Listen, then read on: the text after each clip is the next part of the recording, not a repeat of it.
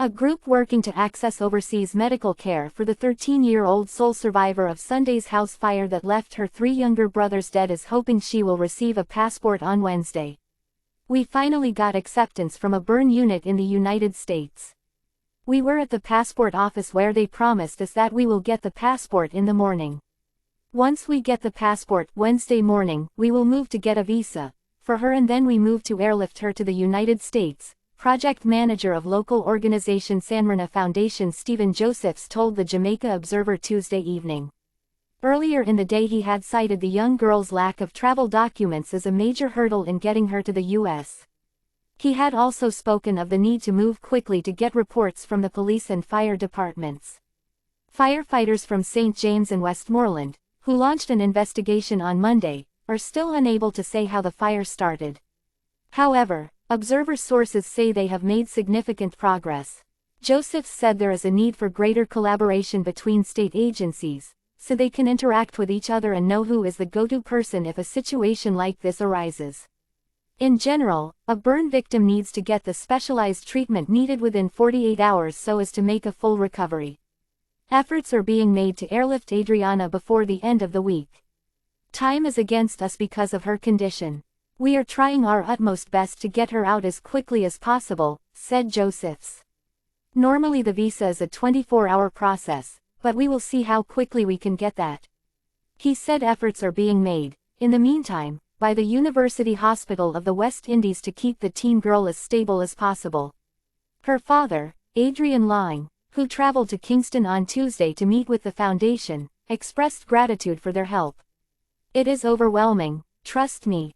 I never expect this because I was saying I don't know how I am going to manage to airlift my daughter, and this good Samaritan come along," he told the Observer. He said he knew the foundation existed but never knew he would one day benefit from their work. "I never know that God would send them to me in my time of need," he said. Lang has also launched a GoFundMe account to offset some of the expenses he anticipates will arise. "The GoFundMe is very essential for corporate Jamaica to get on board and help my daughter," he said. According to Sanmerna Foundation's Josephs, the cost of treating severe burns is an expense that would be beyond the reach of many individuals in the country. Airlift can cost, depending on the hospital, anywhere between $25,000 to about $40,000, depending on where they are going. And you are talking about treatment starting from about, depending on the situation, $1 million to $1.5 million to treat this level of burn overseas, he said. The foundation is no stranger to helping those in need to access treatment overseas. In May of last year they spearheaded efforts to access treatment for Nicola Clark after she was doused with a flammable substance and set ablaze by a jealous spouse. That incident took place at her place of business in Great River on the border of Hanover and St. James.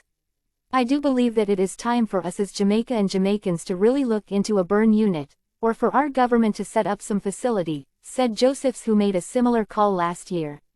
"When someone is severely burnt, there is no treatment facility on the island to treat that patient."